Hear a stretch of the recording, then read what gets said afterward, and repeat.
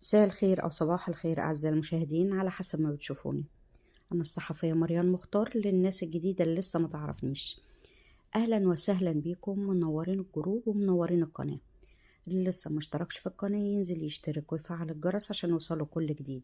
لايك وشير وكومنت وسبسكرايب علشان نشوف حادث تصادم سيارة نقل ثقيل بتروسيكل قبل مدخل جزيرة سعود الحسينية بمحافظة الشرقية.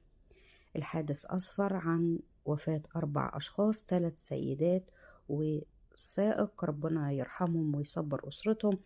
شهداء لقمة العيش، ناس يعني طالعة على لقمة عيشها، عمالة من أهالي قرية سعود بالشرقية. 3 شهداء لقمة العيش، والرابع السائق عملات اليومية. ده كان حادث تصادم مروع بين تروسيكل وسيارة نقل صباح اليوم.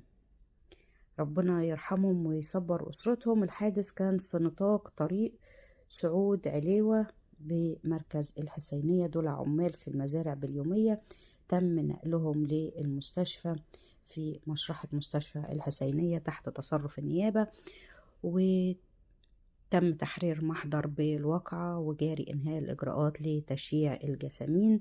السواق الأسطى رضا حجازي، ده سواق التروسيكل، والثلاث سيدات السيدة هناء علي والسيدة مها جودة وحرم الحاج شوقي أبو حسنين. ربنا يرحمهم جميعا ويصبر أسرتهم، خالص التعازي ليهم شهداء لقمة العيش. كانت معاكم مريم مختار.